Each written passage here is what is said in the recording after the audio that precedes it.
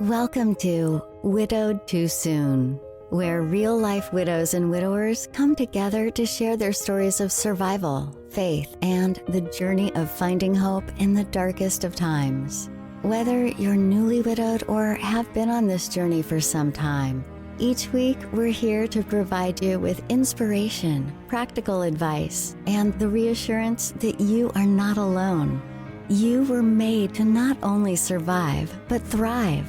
And now here's your host, a woman who has walked this path herself, who finds solace in writing, joy in speaking, and freedom in dancing like nobody's watching. Michelle Bader Ebersole. Welcome to Widowed Too Soon. This is Michelle Bader Ebersole. I'm so excited to be coming back again with another guest. This is one of my favorite things to do, is have guests literally from all over the world share with you. And in just a minute, we'll get to that. But I just wanted to do a few announcements depending on when, actually, I do know when this podcast is coming out.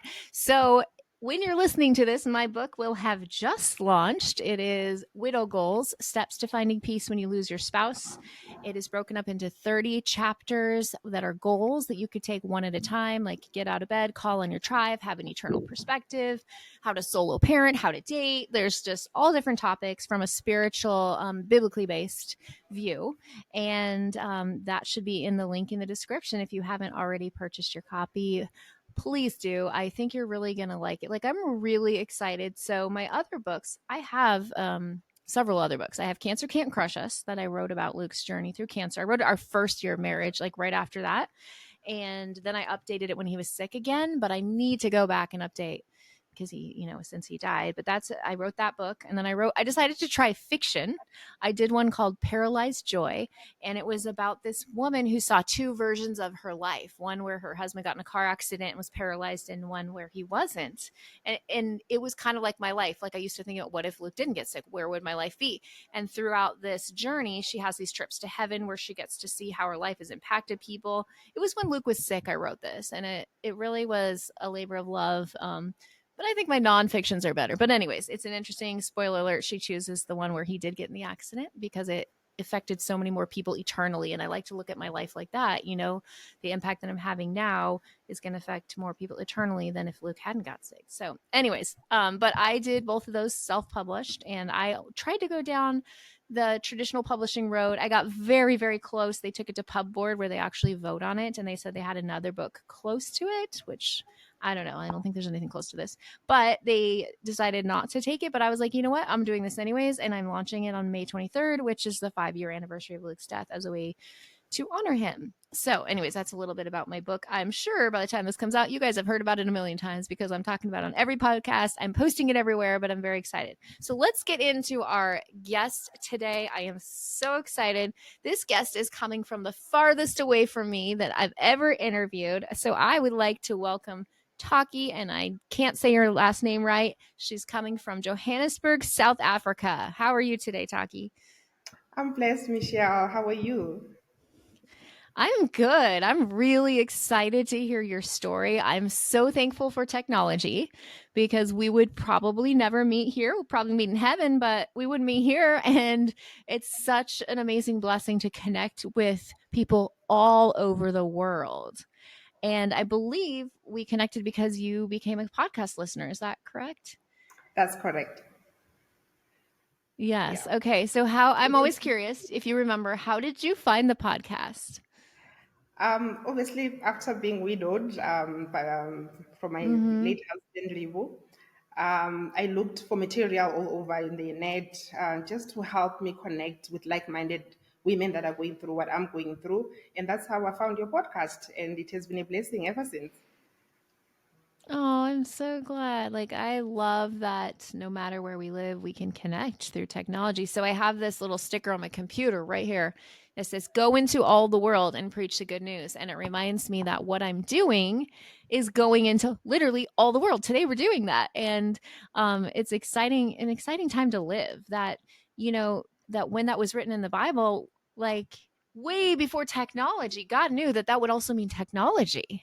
that we could go Yeah. into all the world through technology. So I think it's such an exciting thing. And I'm so excited to get to know you. We've got to know each other a little bit. You're one of our Widow Goals leaders, which is super exciting. And got to know you some, but I'm excited today to really get time to hear your whole story and how God's using you now. And so we're just going to get started. So let's start with, tell us about how you met your husband and kind of like what life was like with him. Wow, it's a beautiful story that I always love sharing. Lately, I share Oh, it a good. bit different. How I share it is this: Mm, that where I met him, the Lord was there the day we met. And I also believe that mm, the day we met our eternity, the Lord was there. What I mean by that is I've mm. always been, a daddy's girl. I loved God since I was baby. Even in my youth, Oh. I was very intentional about my relationship with God.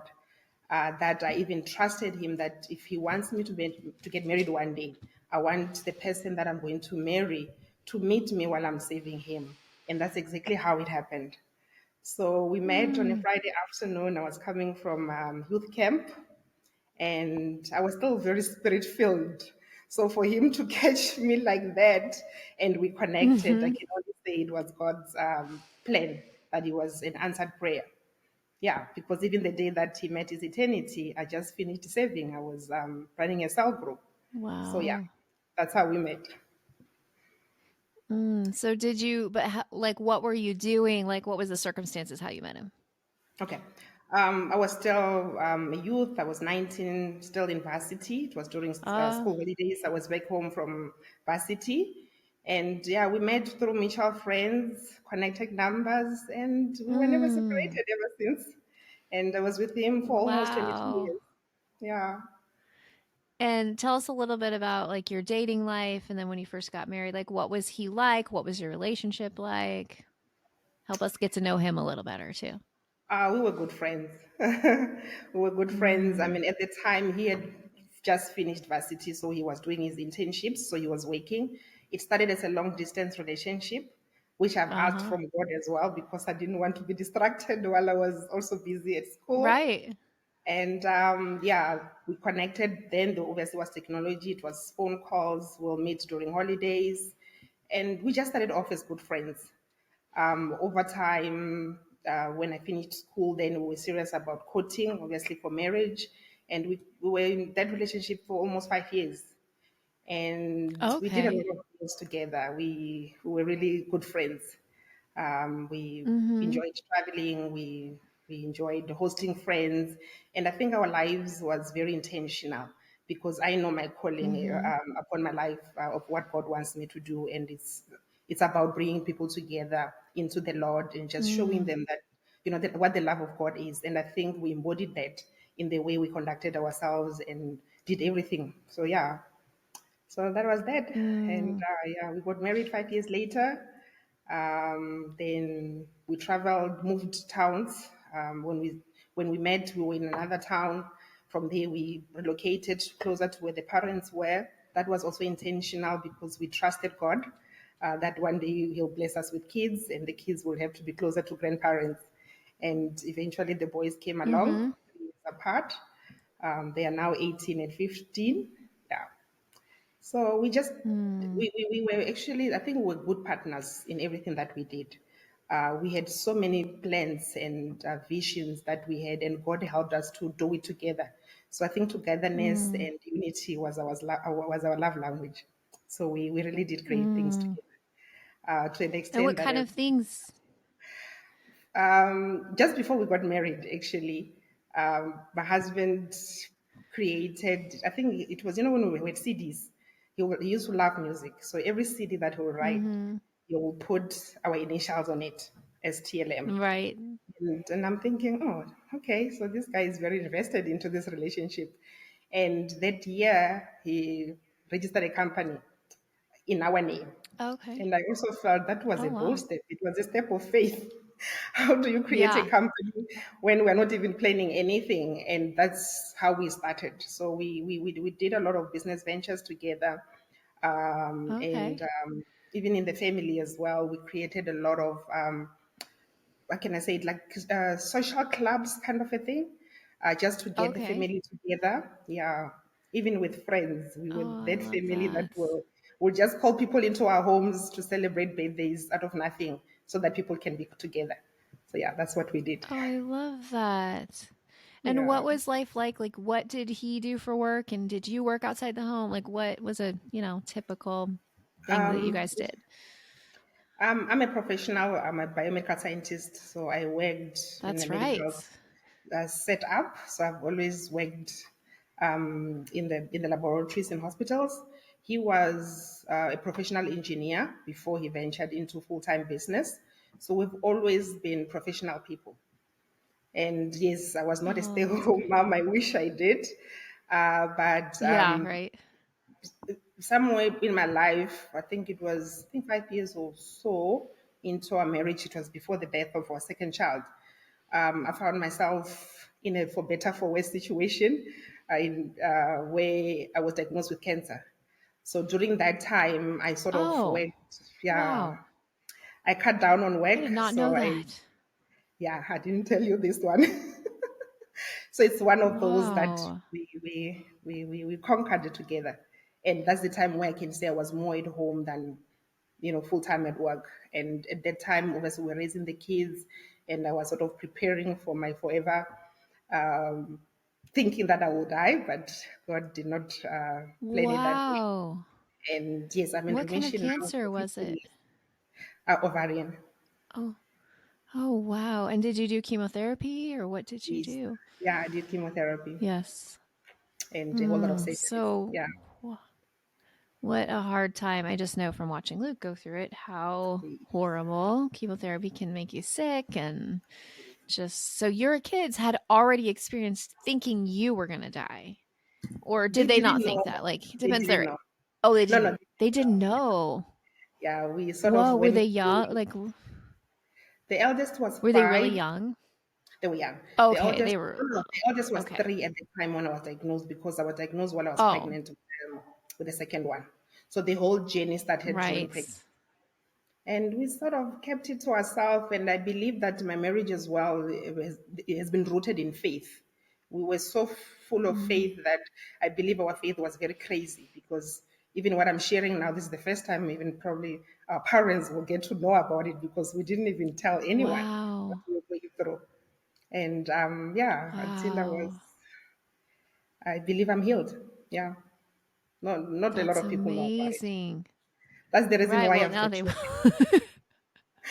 But Yeah. that's amazing. Like that God had a plan for you to go on and do the things that you're doing. So he's like, nope, I'm going to heal you.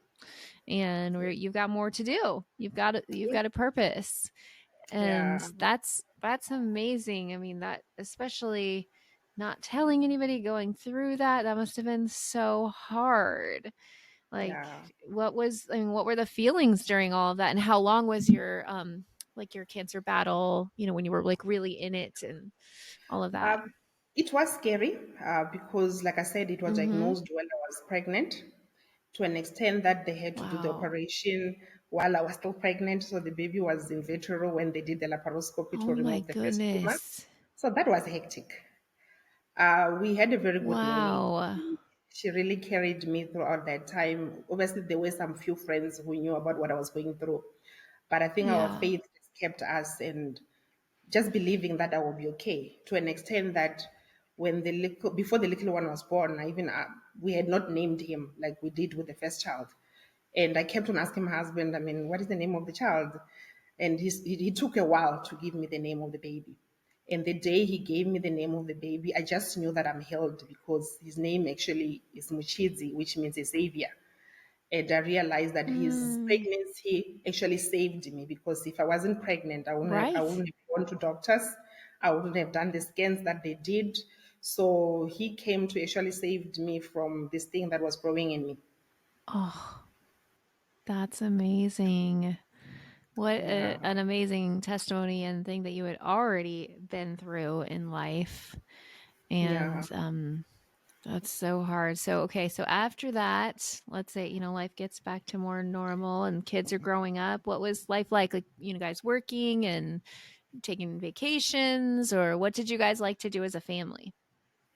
We were working, and I think because I was very intentional and because I was scared, I was literally, I'm not gonna lie, I was scared that maybe I will die. Yeah. So it gave me an opportunity to live knowing that tomorrow is not gonna come.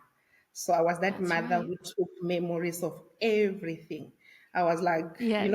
I work in a space where we work with procedures, SOPs. So I think I ran my household like a laboratory so that even if I'm not there, they Oh, will be able to continue because that's how we yeah. work in my space. And I think that helped because I was very intentional. We were also intentional because we did not know how long, I will live for.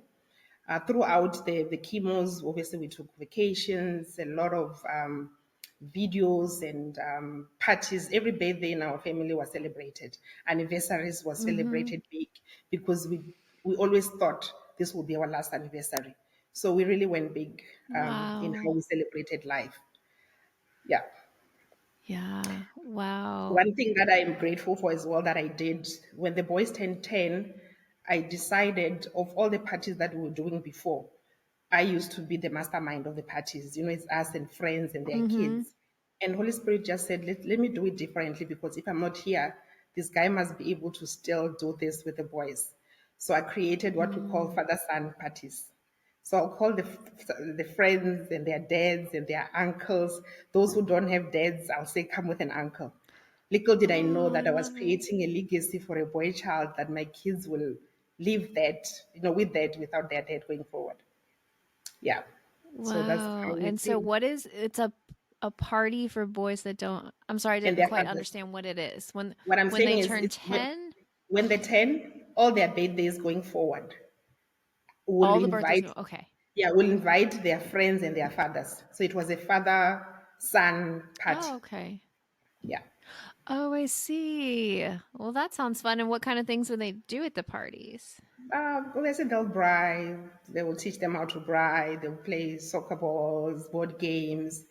We created space where the fathers can just impact themselves on the kids to get the kids better, Mm. and that opened space for my husband to engage the boys in things that he did. He will take them to whatever charity events that they will do, sometimes even work or business meetings. So yeah, that's what they did. Wow.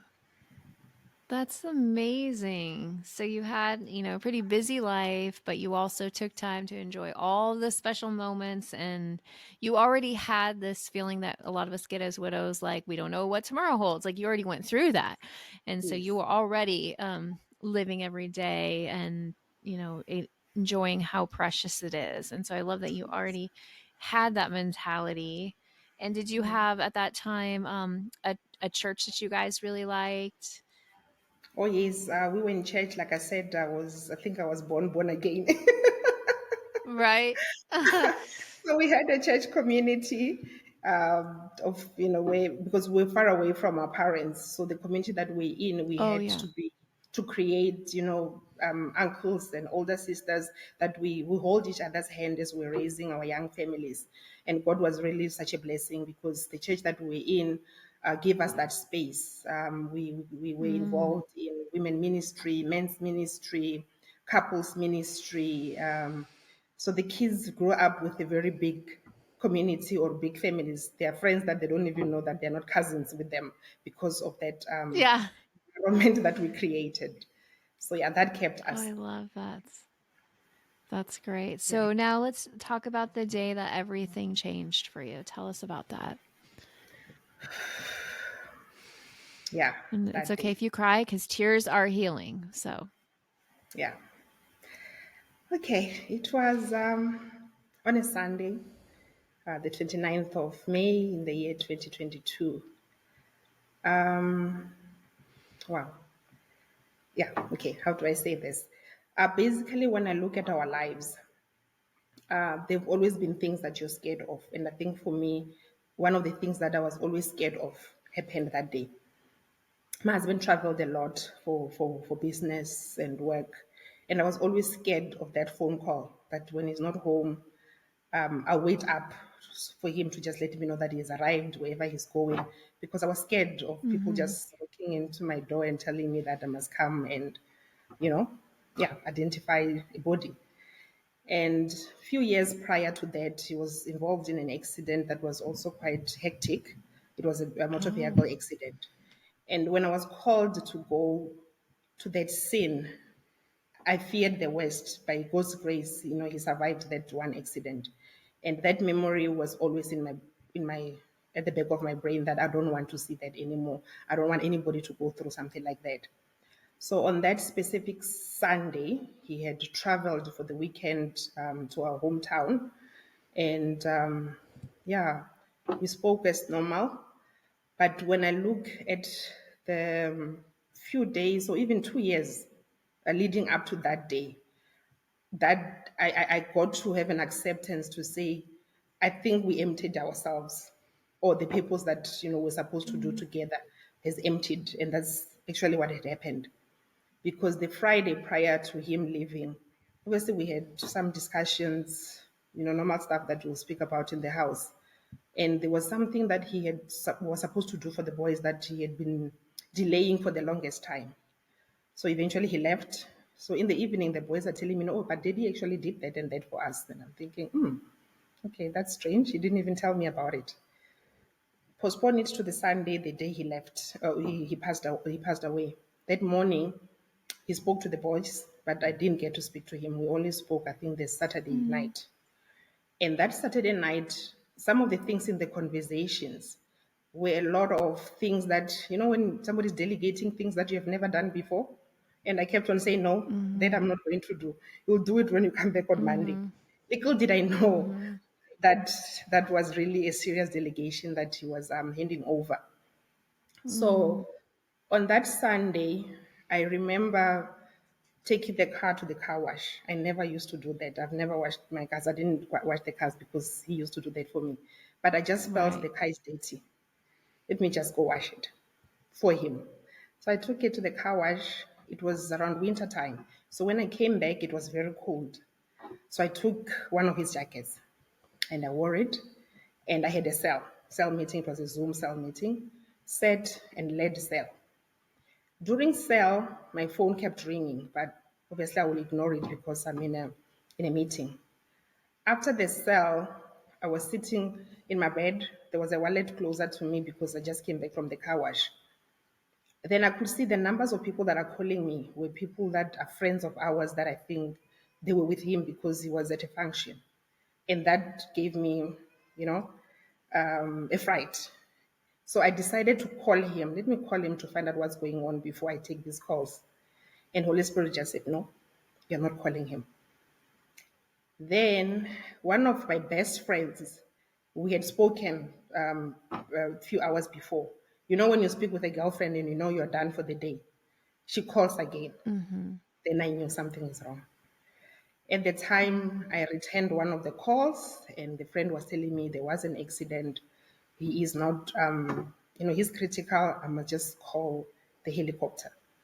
I must get, the ambulances called, emergencies. When they use the word helicopter, I realize then it's critical. I mean, why would you start with a Yeah. helicopter before an ambulance? Because I was sitting in that position and my wallet was there, the medical card was there, I didn't have to move. So I made all the calls and got paramedics to go to site. But with all the calls coming in my spirit, I just knew something is not right. I kept Mhm. sitting there, I didn't move.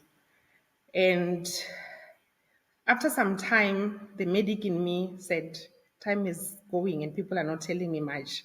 I'm not feeling, this doesn't feel right. Michelle, I'll tell you, because I was wearing that jacket, I felt when his spirit left his body. I felt it. Wow. And I just froze. My whole body just went frozen. Then I'm asking God, what does this mean? Then that jacket that I was wearing, he reminded me that you're wearing his jacket. That's the last hug that is giving you. That's the warmth that you need to Wow. have right now. There and there, I went into acceptance mode. That, okay, but why? Then, Holy Spirit again, I'm talking to Holy Spirit. There's no one, it's just me alone in that room. Then he said to me, I'm sure the time that the accident happened, up until the moment of me feeling his spirit left, there was some bargaining maybe with God, even between himself and God, asking, should I leave? Should I not leave? What's going to happen? And I think he agreed to go when God called him home because he saw the position that I was in, which was a position of prayer, that in that posture, she'll be able to take this. And that's where I got my strength to say, okay, things have changed. But the only thing that I have is this posture that I'm in, that I will continue to sit in this posture for this process. Obviously, a few minutes later, one of his friends came into the house, and him coming into the house also confirmed because we stayed in a gated community, so they didn't phone us for him to come in. So how did he get access? So I just knew. He came in, and the boys said no. Obviously, Didi's friend is here, and for the first time, because I was numb, I said they must allow him into my bedroom. I've never done that before. He came into the bedroom and I'm asking, why are you here? And he said, no, obviously he heard about the accident. He just wanted to come and check on me. And I'm asking him, what are they saying? And he didn't want to tell, but I think by that time he also knew. Until one of our friends phoned to say they're coming to see me. I just knew what they're going to tell me. And I played Right. along, went out, sat with the boys. And I went actually before they came. I went out to tell the boys that this has happened. They're not saying much. All we can do is pray, and we just went into a prayer mode, which also helped us because social media these days. Any accident, it's on Facebook, it's everywhere. So that time of prayer Right. saved us from seeing the images that were already flying on social media. Oh, wow. At the end of prayer, those friends came, and when they broke the news, I knew. And yeah, that's how our life changed. Wow. That's so difficult.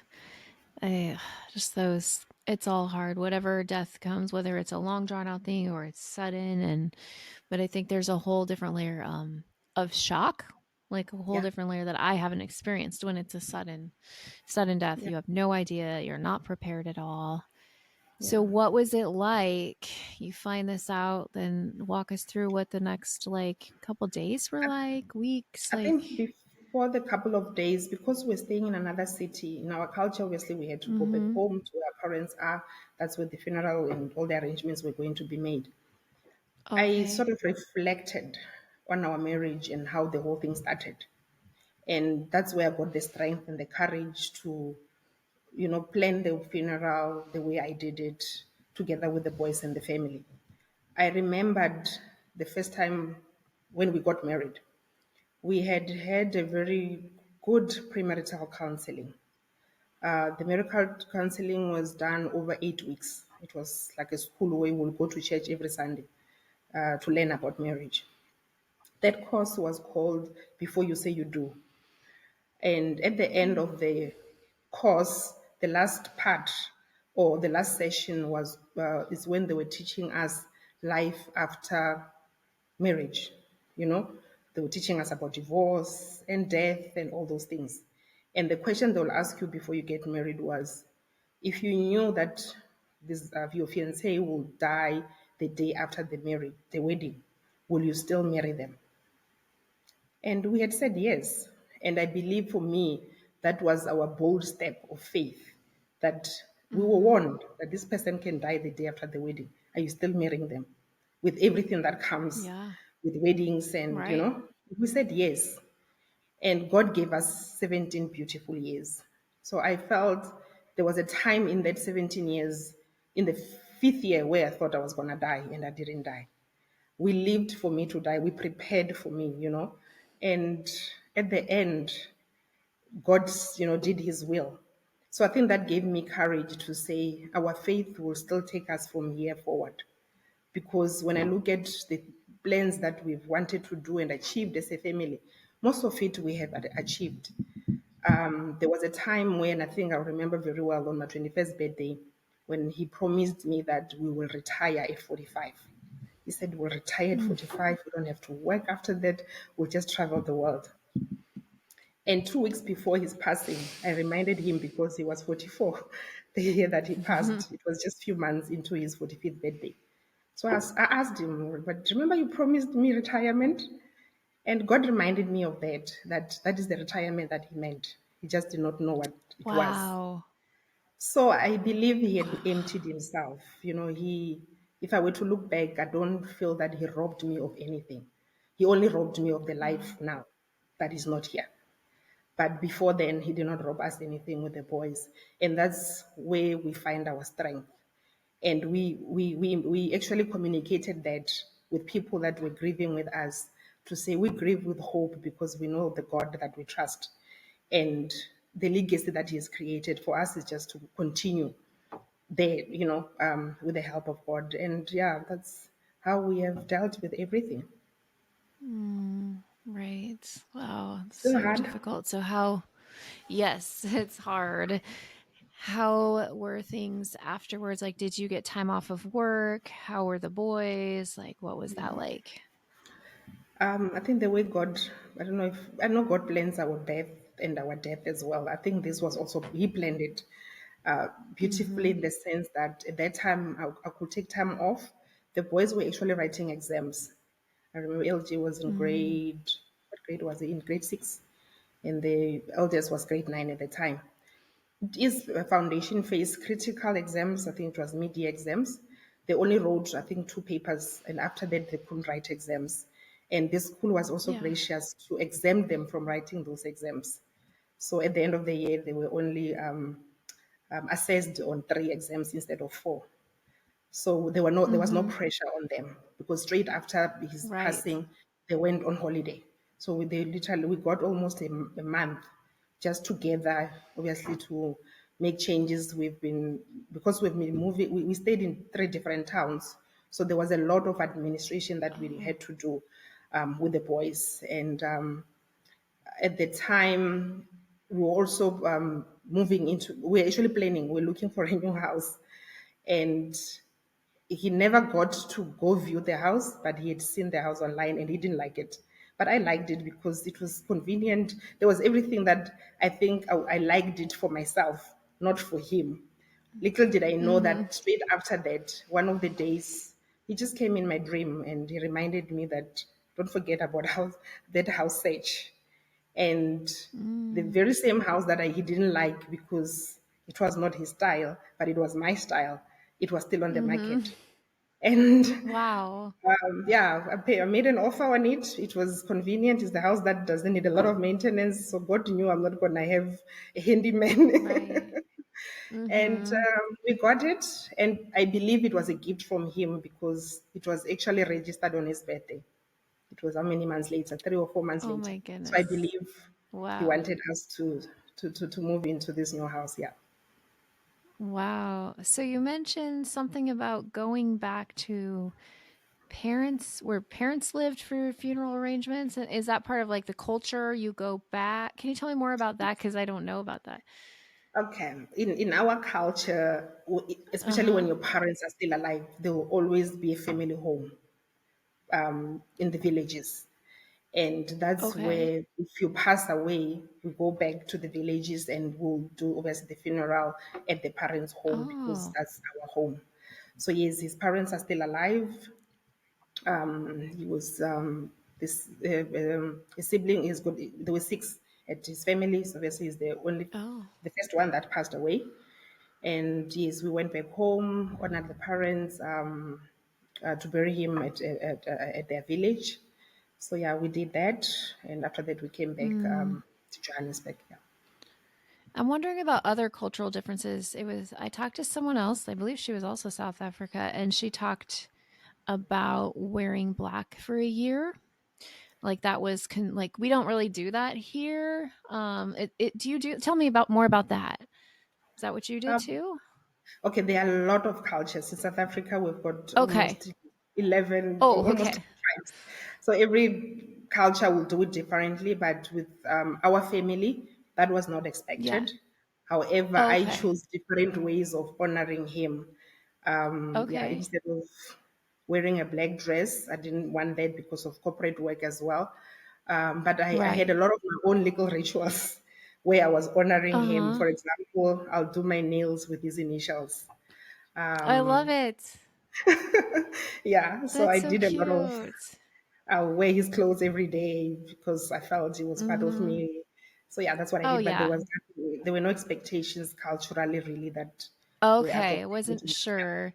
Yeah. Yeah, Because everybody does things differently. We didn't even wear black at his. We had two services. We had a graveside service, and I wore white.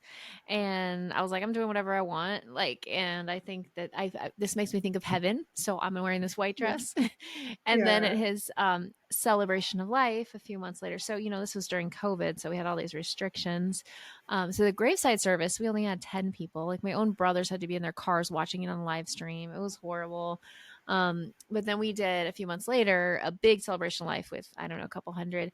And before Luke died, we talked about this, which was so weird talking about this thing. But his favorite football team was at University of Oregon, and they're called Oregon Ducks. And so I put on the invitation. He said, "Well, if people want to wear that, that'd be cool." So I just put on the invitation, if you want to wear Oregon Ducks in honor of Luke, you can. And a lot of people did. So I wore a dress, but then I had his jersey over it, and it was really special. And so I think it's neat. You can Beautiful. do whatever you want. It doesn't have to be like it used to be. You always had to wear black and all of this Yeah. stuff. But I think widows are given more freedom now to just Mm, to do it how you want to do it. yeah. And anyways, but back to your story.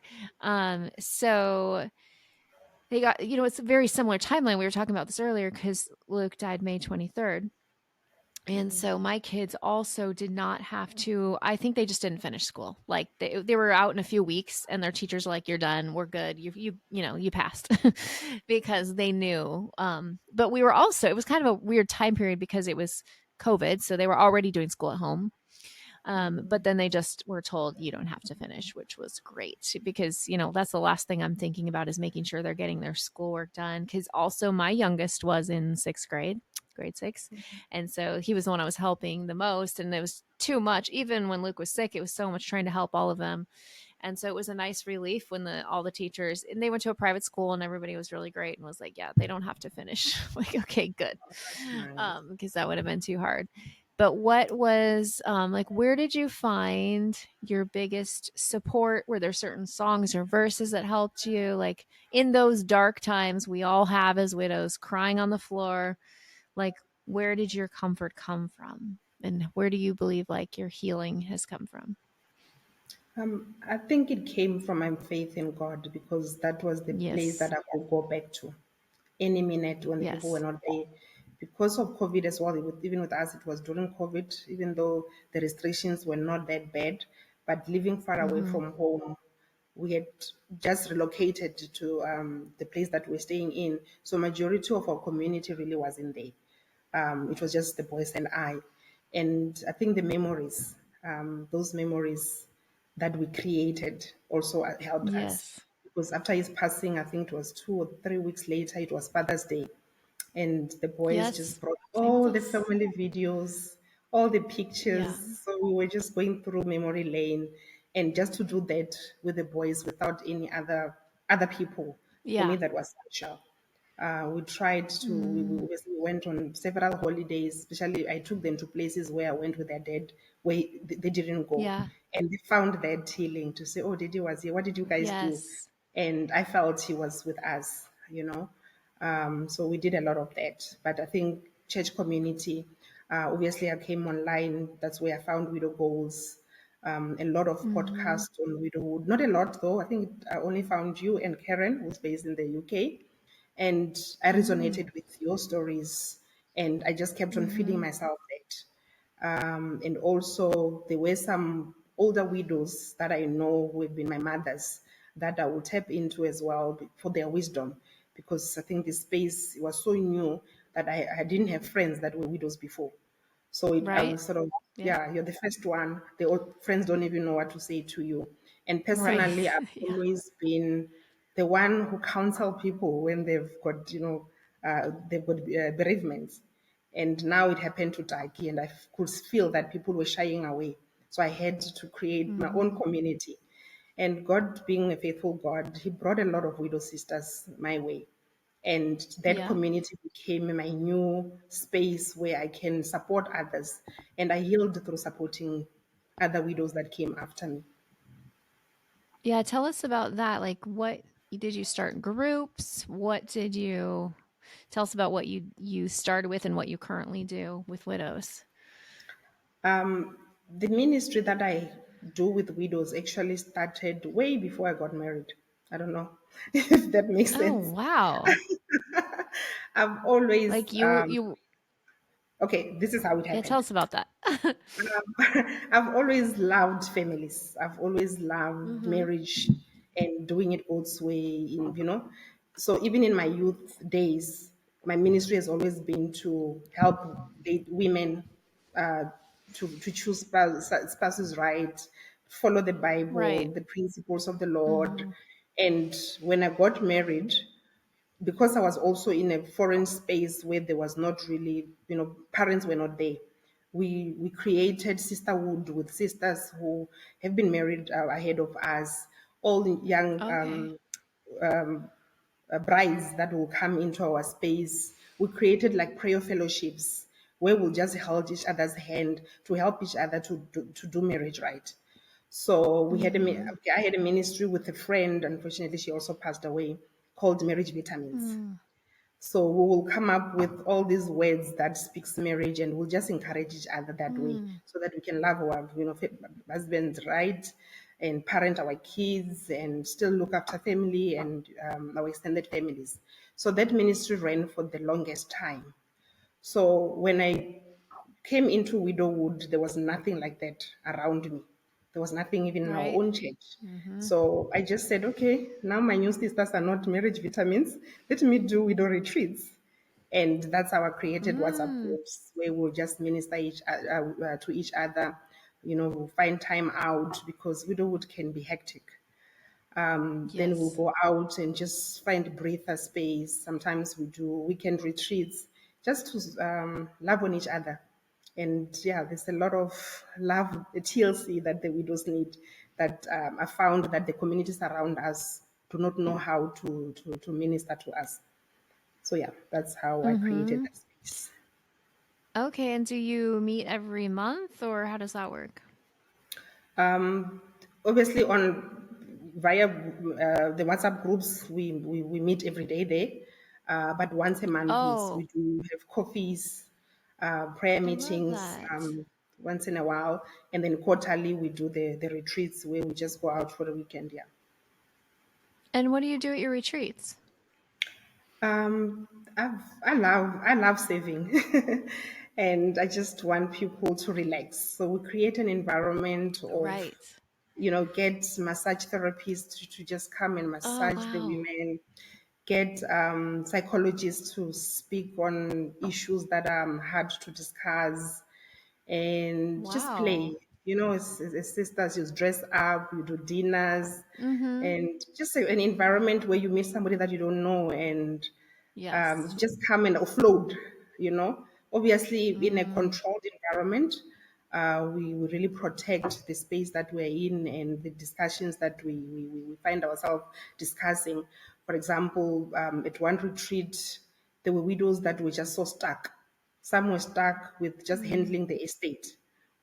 Some have got people that are struggling with family dynamics and feuds around the estates, just to navigate that journey to say where to from here, and connect them with the right people that will help them.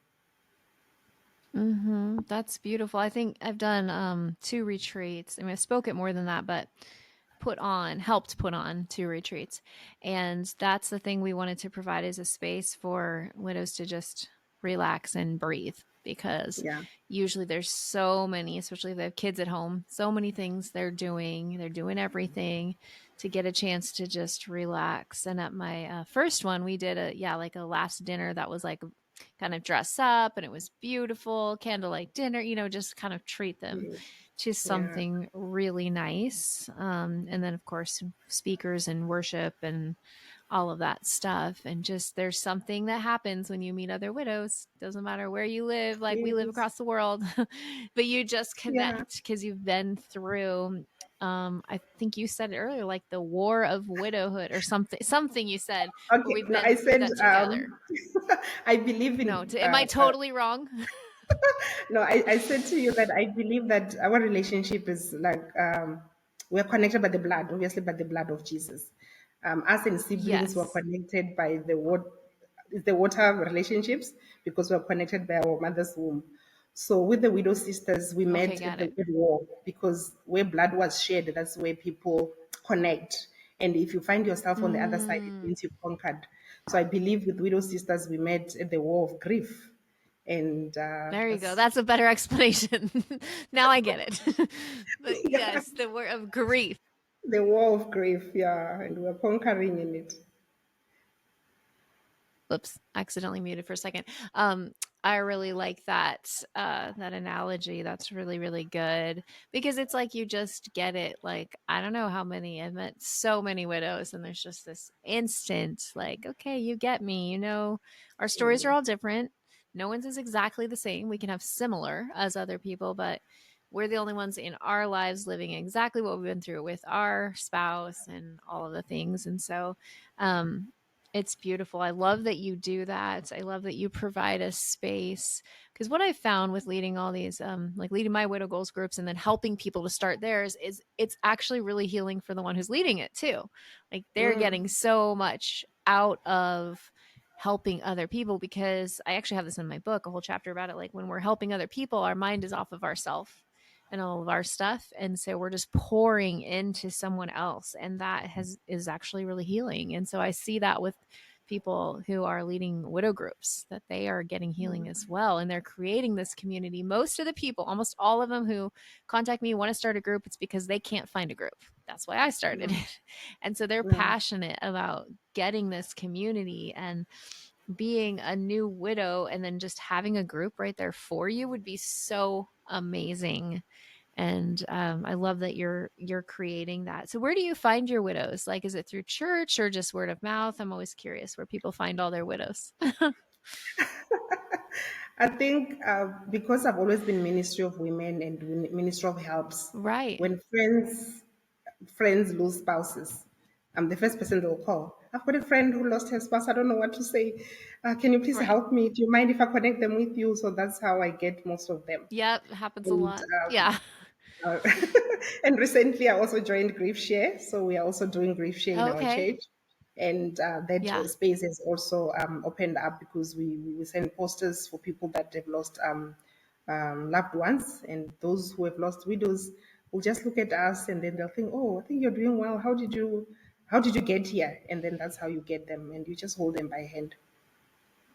Yes, it's so rewarding. I love seeing, well, I don't love how like that they're hurting, but in the beginning, you see this new baby widow and then walk with them through their journey and see the light come back in their eyes and the joy come back. And just this whole process is so beautiful to see. It's really God. God is restoring their hearts, making beauty from ashes, turning their mourning into dancing. And it is incredible to see. And I have seen it with so many widows, and I love it.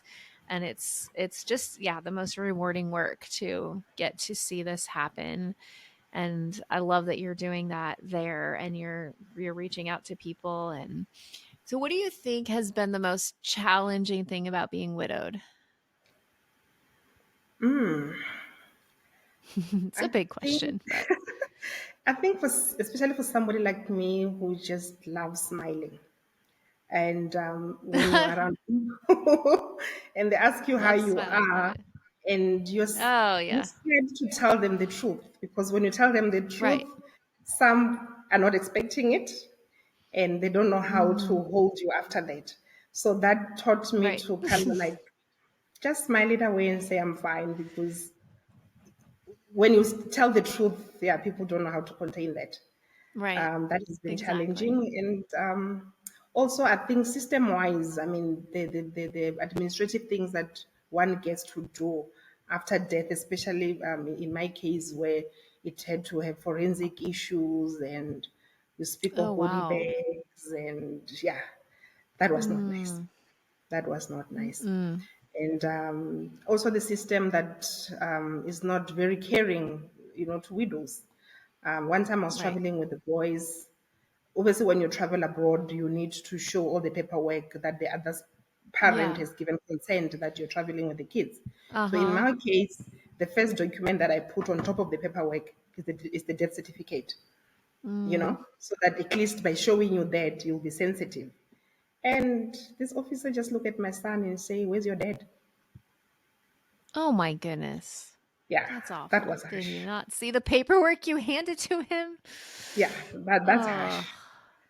But it is that's the system harsh. that we find ourselves in, and we need to teach people compassion throughout this process. Yes. I mean, some will ask you Yes. questions like, "Oh, are you done mourning? Are you done grieving?" Oh And my you need to goodness. start teaching.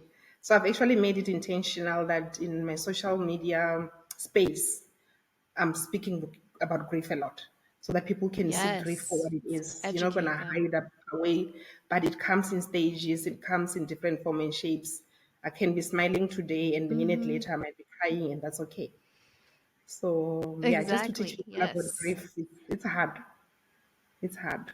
Yeah, there is so little grief education. So in my grief recovery classes, the book, the Grief Recovery Method Handbook, which I think is one of the best books on grief, it's like there's so little education in the world on grief. We need to be teaching this in schools because everyone has grief. Like literally everyone has grief. It doesn't have to just be a death. We've all experienced grief is the change or loss of any pattern in your life. So we can have grief about other things. And so we need to teach people about it. And that it's not like, oh, one day it's over. We're gonna continue to grieve. Like things will bring it up. So I had massive grief like last week when I was writing for my book and I was brought back to Luke's deathbed. I'm writing about it and I was on the floor crying again as if I was in the moment.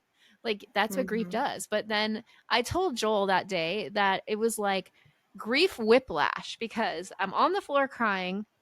I was really engrossed in the story about Luke. And then I'm with Joel when we're sitting in the Grand Canyon, enjoying God's beauty together. And I'm so happy. It's like, how can I be both? But that's the way grief is. You can still be totally experiencing and loving life, but you can have those moments when you are on the floor crying, remembering what it felt like to watch your loved one die. And so it's just, yeah, it's a strange thing to be like in these two places at once, but we need to educate people.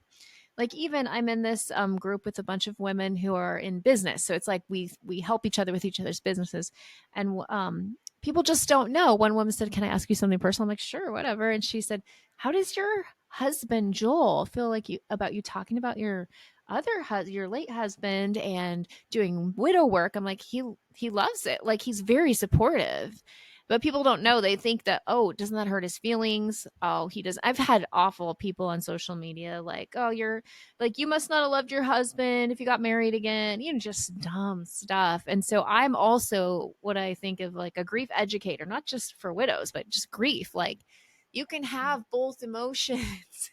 You can Yeah. love two men at once. You can like be in this place that people don't understand unless they've been, and where you can grief and joy can coexist, Yeah, and it can that's be part of our day. Like that was a crazy day, like really really sad, and then like, whoa, I'm in the Grand Canyon with my husband that I love. Like it was a strange day, but it's amazing because God created our hearts and we can have all of these feelings. And anyways, was there a specific song or verse that helped you during your hard time, or even that helps you now, just something encouraging? Oh yeah, actually, it's our wedding song. What The is it? song called "The Dance" by Vivi Winans. I did not understand the lyrics of that song until after he passed. One of the lines says, "I did not know how the king will fall. If I had known, I would have missed the dance." Yes. Yeah, Mm-hmm. so that's the song that has helped me to say, if I knew that he was gonna go on that day, the dance that we've had for 22 years will not have been as beautiful as it was, because it would have been, filled with fear and trying to Yep, stop the death exactly. from happening. So I'm glad we did. And just, I think 2 years prior to his passing, it was during COVID as well, but I somehow wanted to have this wedding anniversary in the midst of Oh, COVID. wow. Yeah, thank God Uh-huh. we did not get Yeah. arrested for having a party during COVID, but Yeah. that function became our last beautiful pictures of the family. So Oh, I'm glad I did not miss the dance. exactly. Yes, that's beautiful. What advice would you give to a brand new widow? I will say God trusts you with this new journey. Be kind to yourself. Mm, There's no manual, there's no formula. Just stay in Him and He will guide your path. You know the verse in Proverbs that says, God directs our steps. yes. I don't know, obviously, for those that believe in the Lord, that for me is the foundation, that there's no Yeah. wrong decisions. There are times where you make a decision and you will feel maybe I shouldn't have, but if it will give you peace at the end. And sometimes you'll make mistakes because people have not Mm-hmm. done what you're doing. Just be kind with yourself. And when you're not sure, ask counsel from people that have gone ahead so that you do not burn your fingers, you do not mess up your family, because the fact that your spouse is not there already makes a broken family. But it's not broken in the sense that it's not functional. God can still make it functional. I mean, in the word of God says, He becomes the husband of the widows. And I now understand That's that right. verse better, you Yes, know. So yeah, that definitely. would be my advice. That's And they must take time such good out advice. to go Hmm. scream. I mean, I did a lot of Yes. driving, the long drives, Yes, and you just to can scream cry in the to the car. I did that too. 'Cause it's like your only place away yeah, from the kids and everybody, and you can just yes, scream. Yes, just go been there, scream. done that for sure. Yes, it I doesn't mean remember you're weak. doing that. Yes, Yeah, that's true. When actually when Luke was sick and I knew he was about to die, I remember going and screaming and telling God, "I can't do this. You got the wrong person. I can't do this." But it's yeah, just it's good to have that space to be able to process things, because we want to be, this is what I think, we want to be open with our kids and show them that we can grieve, but we don't want to do that scary screaming wailing in front of them. That's like really yes, scary for them. So that's yeah, why it's good to have, no matter how old they are, to yes, have a space where you can just go and scream. And I love like being in nature and just sitting with God. And like, I mean, that's kind of what Joel and I did in the Grand Canyon. We spent some time praying for our kids and just like being in nature makes me feel closer to God. And I love doing that. So I encourage everybody to find some time to get out and just take a walk. Like that's something I started early on in my journey, is doing a phone free walk. If I brought my phone, I'd be distracted. So I leave my phone and mm, I tell my kids, going on a walk so they know where I'm at, and just go and pray and just imagine Jesus walking right next to me and just yes, talk to him, cry to him, and like, I hate this. Like, why? Just all the things. Like, he can handle if you're angry. He's wants to be your best friend, and he wants you to talk to him and tell him all the things going on. He already knows, but he wants you to tell him. And so I found that to be something that really helped me a lot. I still try to do that sometimes, leave my phone and just get out there. And yeah, it's not as much screaming anymore. we My thank God for moments that. of upset, but yeah. So thank you so much for sharing your story. I would love to pray for you now. So we'll go ahead and do Okay, that. okay. Dear God, I just thank you for talking, and thank you for the gift of technology to connect us and for a way for Taki to share her story. And I just thank you for the way that you had prepared her with a coat and just all the things that she shared. And we just pray peace and joy over her home with her boys, God, that you will continue to heal their hearts. You will continue to bring joyful things into their lives and keep the memories alive. And I pray for her ministry with widows, that you would continue to bless her as she does retreats and meets with them and just really helps to encourage them. And we just thank you for giving her this heart. We also pray for every audience member listening, that as they go about their day today, you will cover them with the peace that passes all understanding. I pray for people to reach out to them, for them to feel loved today, and for them to feel not alone, and that they will feel your presence, and that you will work through other people in their lives, just to give them those special hugs from you. And we just thank you that you do love widows. You are a defender of widows, and we thank you for that. And we just pray that you defend every widow today, and we just thank you for all you've done. Amen. Well, if you Amen. like this podcast, give it a little bing, 5 stars on Apple Podcasts, Spotify, all the places you listen. You know what would really help if you leave a little review. It helps to get the word out. Or you can, just give it the 5 stars. It definitely helps. We have a lot of reviews, not reviews, ratings, but we need reviews where people actually write about it. Also, you can join our Facebook community. All of this is in the show notes.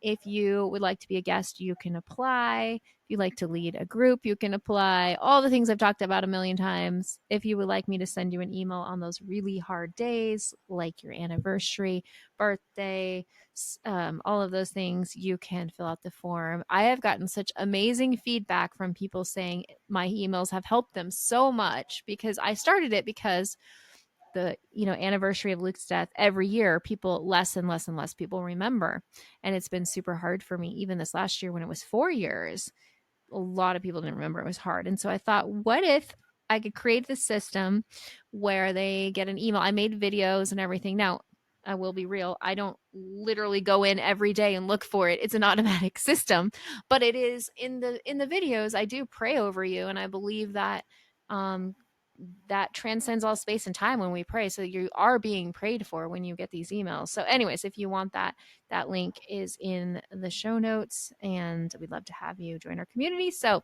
thanks again, everyone. And thanks, Taki, for being here. And everybody have a great day. Bye. Bye.